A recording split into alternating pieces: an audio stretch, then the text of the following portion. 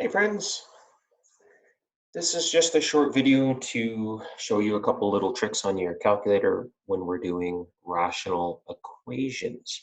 Now hopefully this video goes better than, this is the second take. My daughter decided to run in the room during my first take and yell out, "Your butt would look better in ranch dressing." Now I can't really disagree with her. I think everything in life looks better covered in ranch dressing, but it was in the middle of my video. So I started again. But I guess I'm telling you the story right now, so I should have just kept going the first time. Hey?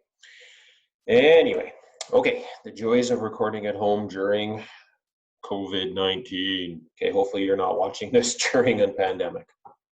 Okay, I digress.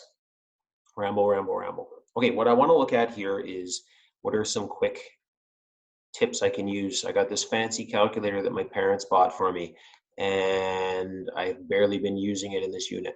Okay, I'm going to look at this one right here. So we figured out this solution to this in the last video. What we're going to do now is, let's say I'm on a test and I'm done my test early, or I'm on my diploma and I got 6 freaking hours and I can check all my work. So what I'm going to do is to check my work. Remember, we found the answer. We could sub that value back in, but I'm on my diploma or my test and I don't trust myself, and that happens to me all the time. And I say, oh, I don't know if I did that right. Well, here's what I'm going to do. I'm going to go and I'm going to graph this thing. So I'm going to clear out whatever I have. And we've done this once before if you were following along. So what I'm going to do is I'm going to graph this, and just be very careful of my brackets, my parentheses, I should say, on my denominator. So I'm going to slowly do this. Again, if you have a Casio, it's the exact same. So I'm just going to take my time getting this in. So if I'm stuck, this is what I'm going to do. Okay, there's y1. y2, I'm going to put in 18 over bracket x squared minus 9. Okay, and then I go and hit graph. And the graphs of rational functions are certainly not very pretty. Okay, the graphs are not very pretty. But I hit graph, and there's my first, that's my left-hand side. Here comes my second, there's my right-hand side.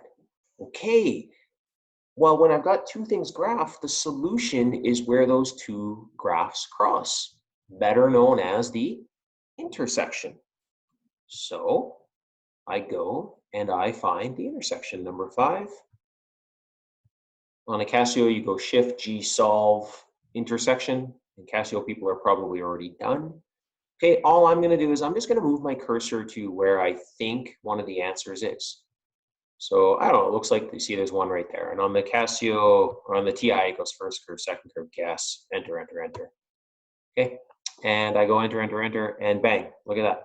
It tells me there's a solution right there at -2. Nice.